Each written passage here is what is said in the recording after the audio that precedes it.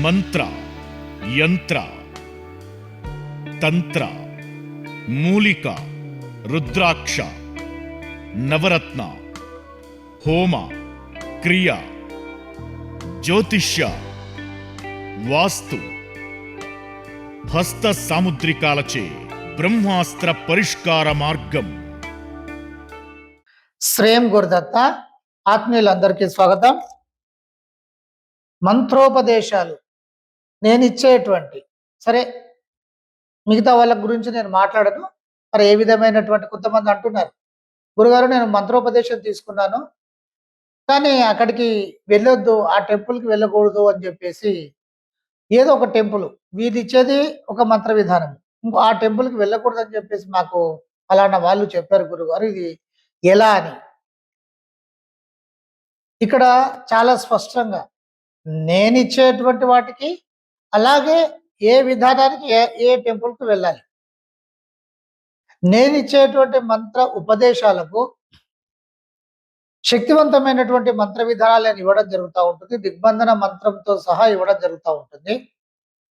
అవసరమైతే సంపుటీకరణ విధానాలు ఇవ్వడం జరుగుతూ ఉంటుంది.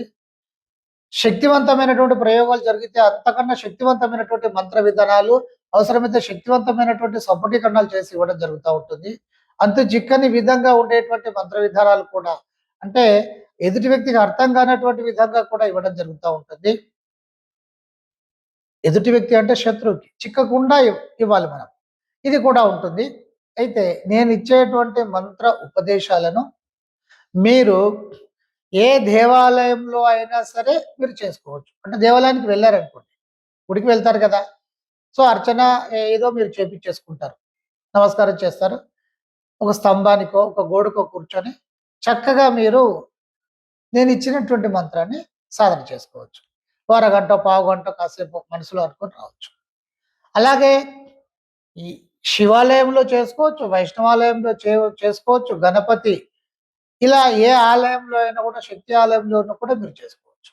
అలాగే గ్రామ దేవత ఆలయం కనుక ఉన్నట్టయితే అక్కడ వెళ్ళి కూడా మీరు ప్రశాంతంగా ఏదో పని మీద వెళ్ళినా, లేదా ఒక మొక్కుబడి విషయమై వెళ్ళినా కూడా, సో ఆ సమర్పణ జరిగిన తర్వాత అక్కడ కూర్చొని మన మనసులో మనం చేసుకోవచ్చు. ఇది విధానం. ఇప్పుడు ఏ ప్రముఖ పుణ్యక్షేత్రాలు కావచ్చు, మామూలు టెంపుల్స్ కావచ్చు, ఎక్కడైనా సరే నేను ఇచ్చేటువంటి మంత్ర విధానాలను మీరు అక్కడ పాటించవచ్చు, దిగ్బంధన మంత్ర విధానాలతో సహా. ఇక జనరల్గా ఎవరో ఒక గురువు ఆ టెంపుల్లో అలాంటి టెంపుల్స్కి వెళ్ళకూడదు అంటారంటే, సరే ఆ విధానం వేరు, అలా అలా చెప్పడానికి కూడా వీల్లేదు. ఎవరే కానీ ఒక దేవి లేదా దేవత, దేవి లేదా దేవత మంత్ర విధానాలు గనక ఇచ్చినట్టయితే మీరు ఏ దేవాలయంలో అయినా సరే చేసుకోవచ్చు. ఈవెన్ భేదాల మంత్రాన్ని కూడా ఆంజనేయ స్వామి దేవాలయంలో చేసుకోవచ్చు. కొండగట్టు ఉంది, కొండగట్టుకు క్షేత్ర పాలకుడు ఎవరు? బేతాళుడు కదా. కొండగట్టు భూతప్రేత పిశాచాలన్నీ కూడా నిర్మూలకు ఒక పెద్ద పేరు కదా, ప్రసిద్ధి కదా కొండగట్టు ఆంజనేయ స్వామి. కనుక మరి భేతాళుడు ఎవరు అంటే రుద్రుడే కదా, శివుడే కదా. గుర్తుపెట్టుకోండి, ఇవన్నీ అంతర్ముఖంగా ఉంటాయి.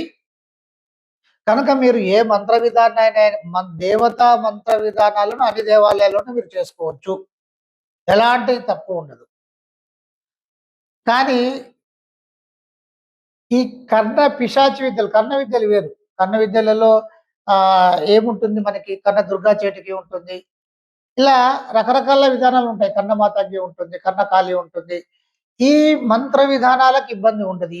ఈ మంత్ర విధానాలు కూడా అన్ని దేవాలయాలు చేసుకోవచ్చు. కానీ పిశాచ విద్యలు ఉంటాయి. పిశాచ విద్యలు అవి ఏది, ప్రేత భూత ప్రేత పిశాచ విద్యలు ప్రత్యేకంగా ఉంటాయి, కొంచెం ఇబ్బందికరమైనటువంటి విధానంగా ఉంటాయి. ఆ విధానాన్ని అనుసరించేటువంటి వారు ఈ దేవతా విధానానికి, ఆ చెడు విధానానికి వ్యతిరేకత ఉంటుంది. ఇవి అందులోకి రాలేవు, దేవతా విధానంలోకి రాలేవు. కనుక అలాంటి విద్యలు ఇంకా వేరే ప్రాంతాలలో చేయాలి తప్ప, అలాంటి విద్యలు దేవాలయాల్లో చేయడానికి వీలు. సహజంగానైతే ఏ గురువు ఏ మంత్ర విధానం ఇచ్చినా అది కూడా దేవి లేదా దేవత సంబంధమైనటువంటి మంత్ర విధానము కనుక అయినట్టయితే మీరు ప్రతి దేవాలయంలోనూ చేసుకోవచ్చు. తప్పేం లేదు. చేసుకోవచ్చు అంటే ఇంకా ఏం లేదు. సైలెంట్‌గా వెళ్ళాలి. అర్చన మీరు ఏదైనా చేపిచ్చేసుకుంటే చేసుకోవాలి.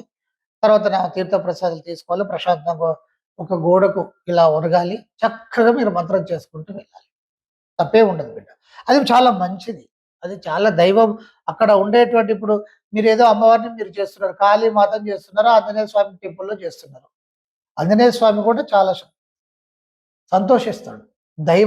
ఏ దైవత్వ విధానానికైనా కూడా భగవంతుడు, భగవంతుని దేవి లేదా దేవత ఎవరైనా కూడా సంతోషిస్తారు. ఈ దేవి, ఆ దేవత అలా ఏది ఉండదు కానీ ప్రతి దేవాలయంలోనే మీరు చేసుకోవచ్చు. అందరికి బ్లెస్సింగ్స్. మంత్ర, యంత్ర, తంత్ర, మూలిక, రుద్రాక్ష, నవరత్న, హోమ, క్రియ, జ్యోతిష్య, వాస్తు, హస్త సాముద్రికాలచే బ్రహ్మాస్త్ర పరిష్కార మార్గం